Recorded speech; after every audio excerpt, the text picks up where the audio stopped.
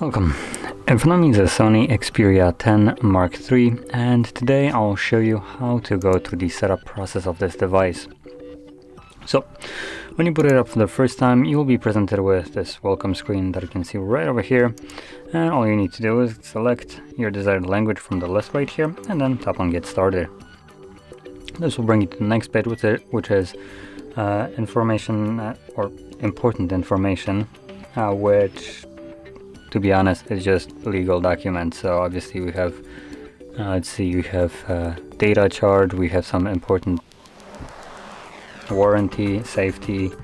Let's be honest, there's probably somewhere also privacy policy and stuff like that in here. So yeah, anyway, from here you simply need to select the two first ones. I can read them obviously, and then tap on Accept at the bottom.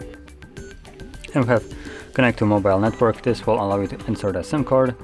This is strictly just for mobile network right here throughout the setup, because you have two choices. You can either connect to mobile or connect to Wi-Fi. But if you choose to skip both of them, you will lose the ability to log into Google account, and additionally date and time might not be set correctly.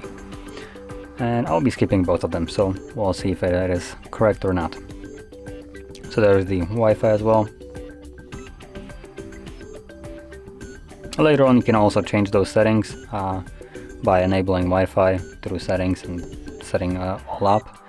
And as you can see, there's the date and time. Now it is most certainly not correct, so you would have to fix it up or connect to Wi-Fi or mobile, which will do it automatically for you, but I'm not going to be bothering with it. Then we have Google services, so we have location scanning and sending user and diagnostic data. So brief version of all of these. Location is just GPS tracking, allows scanning, allows the device to look for things like Wi-Fi and Bluetooth signals, and then send user and diagnostic data basically allows Google to gather data on you and send it to themselves. So absolutely creepy, thanks no. And I'm just going to disable it and go to the next page. Then we have set screen lock option. Now by default it opts into a 4-digit PIN. So if there is something that you want, you can just simply set it up. But if you want to use something else, you can tap right over here and choose also between password and pattern.